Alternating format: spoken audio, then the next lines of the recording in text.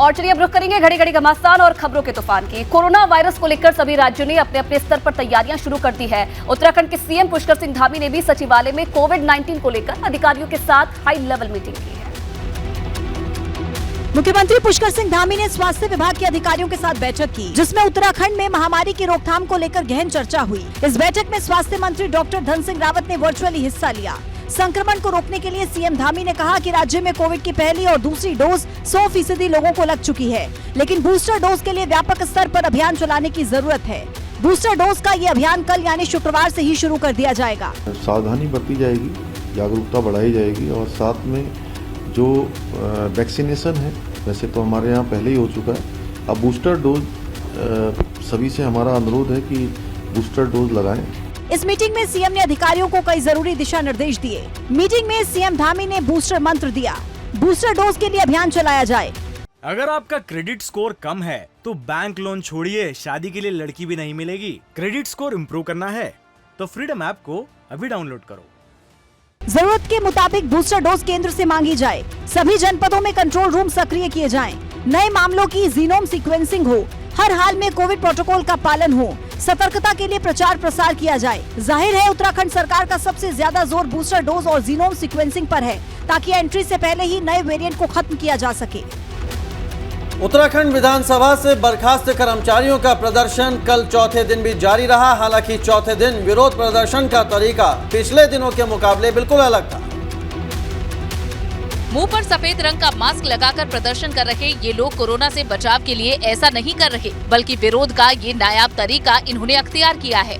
मुंह पर जो कपड़ा इन्होंने लगाया है उस पर लिखा है आर्टिकल 14। विधानसभा से बर्खास्त ये कर्मी संविधान की इसी धारा का हवाला देकर इंसाफ की मांग कर रहे हैं। तो हमारा आर्टिकल 14 बहुत कुछ अपने आप में कुछ बहुत कहता है कि इक्वलिटी बिफोर लॉ, न्याय सबके लिए समान है। और जो यहाँ पे बिल्कुल भी जिसका पालन हमारे ही जो संरक्षण करते हैं इस कानून के, उनके द्वारा पालन नहीं किया गया। बर्खास्त कर्मचारियों ने जांच पर सवाल उठाते हुए आरोप लगाया है कि कोटिया कमेटी की अनुशंसा के आधार पर कार्रवाई नहीं की गई। 2016 के बाद नियुक्तियां रद्द कर दी गयी, जबकि इससे पहले के कर्मचारियों को क्लीन चिट दे दी गयी। कोटिया रिपोर्ट ये मानती है कि ये एक जैसी प्रक्रिया है, अगर गलत है तो सब है, सही है तो सब है। दरअसल उत्तराखंड विधानसभा में बैकडोर से हुई भर्तियों को लेकर काफी बवाल हुआ था, जिसके बाद स्पीकर रितु खंडूरी ने फैसला लेते हुए 228 भर्तियों को निरस्त कर दिया था, जिसके बाद ये मामला हाईकोर्ट पहुंचा था। हाल ही में कोर्ट ने भी स्पीकर के फैसले को सही ठहरा दिया। तो दिसंबर का महीना खत्म होने वाला है, लेकिन उत्तराखंड में अब तक बर्फबारी नहीं हुई है। लेकिन अब मौसम विभाग ने साफ कर दिया है कि 48 घंटों बाद बर्फबारी का इंतजार खत्म होने जा रहा है। हर साल दिसंबर की शुरुआत होने के साथ ही उत्तराखंड में बर्फबारी की शुरुआत हो जाती है, लेकिन इस बार ऊंचाई वाले इलाकों में भी अब तक बर्फबारी नहीं हुई। क्रिसमस के दिन यानी 25 दिसंबर से पहाड़ों समेत तमाम जिलों में बर्फबारी का आगाज होने वाला है। क्रिसमस और न्यू ईयर पर शुरू होगी बर्फबारी।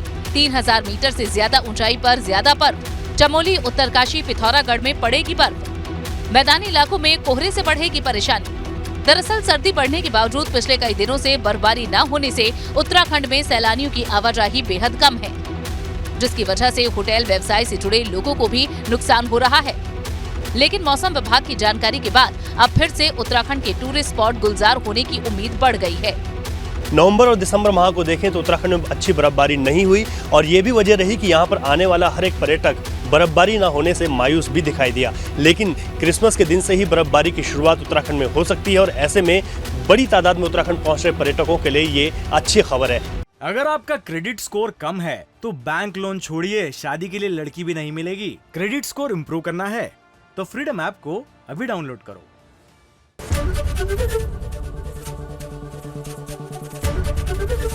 एबीपी गंगा, खबर आपकी, जुबान आपकी।